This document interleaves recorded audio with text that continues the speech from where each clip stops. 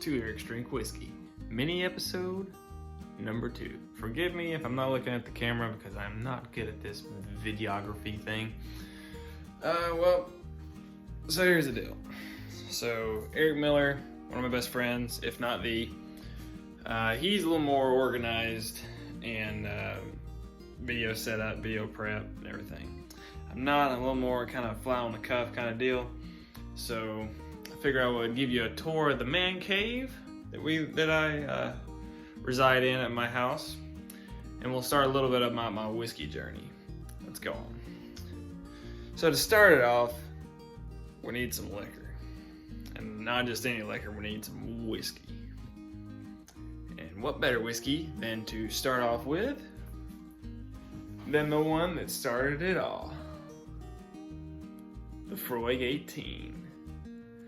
So I had this when I was at one of my best friend's house in high school.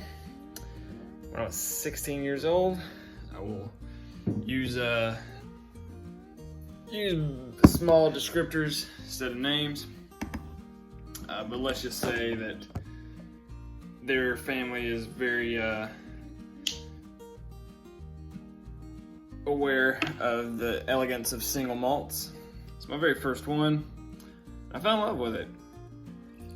Real smoky, real rich. Smells of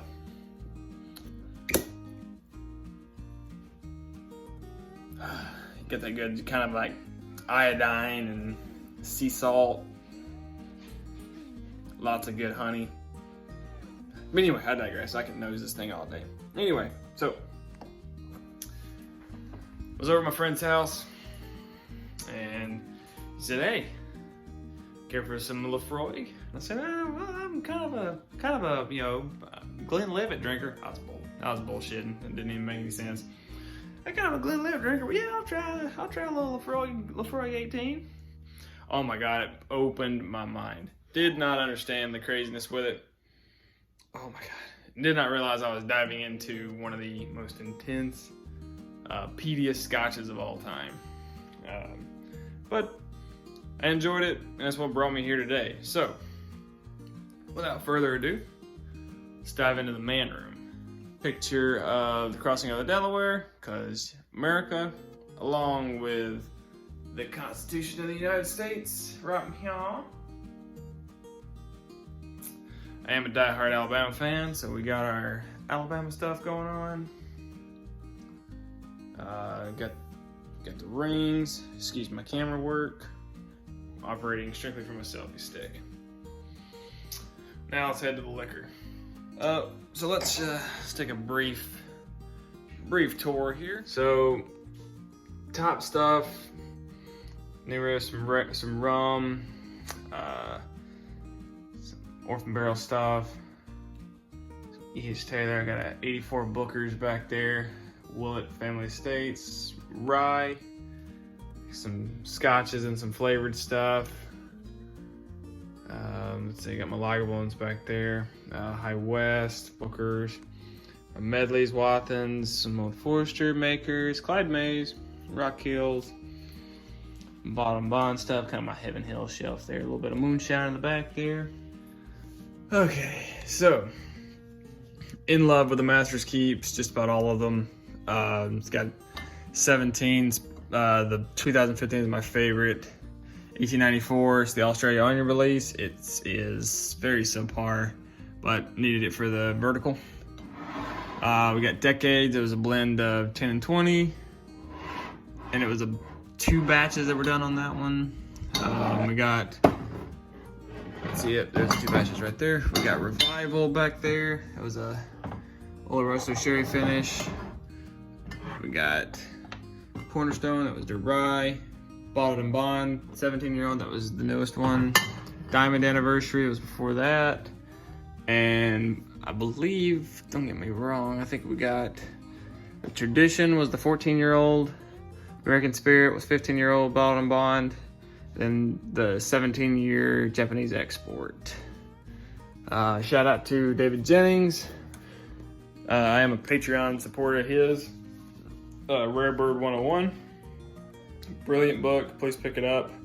David Jennings, Wild Turkey, American Spirit. There's the boxes for all of those. There's the regular stuff that you can kind of always find, except for some of the discontinued rare breeds, and they're forgiven. But regular Russells 110, regular Russell's single barrel rye. It's their 104. Russell's 10-year. I'm not a huge fan of their 6-year rye, but to each his own. Got 101 Kentucky Spirits, regular Kentucky Spirit, 3 versions of rare breed, and my Russell's collection, I guess you could say. I'm a collection of I collect the warehouses. A lot of these are unopened, but eventually I'm trying to get every warehouse that Wild Turkey has that has done a Russell store pick. I'm missing like 2, and then I'm gonna do a big shootout with them. But most of these are the collection. My big grab over here is the extras I have of the Master's Keep. Huge fan of these. I don't ever want to run out, and I probably won't. Most of these will probably go to my children. But extra diamond, 6 17s, a couple of decades, 4 revivals, a couple of cornerstones. I got 10 bottled in bonds, because that stuff is phenomenal. There's our podcast or our YouTube show desk here. We got humidor, 18th century humidor. That's got all kinds of goodies in it. Old school video game systems right here. I'm a huge fan and collector of the old school Power Rangers stuff. So we got all of the old Megazords all lined up there. That's pretty much it. Eric and I want to thank everybody for tuning into our show. We realize it's a slow process, but we're trying to do what we can do.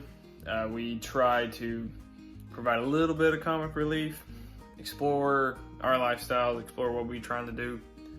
Trying to just contribute to the hobby. Cheers, everyone, and stay tuned for next week's episode.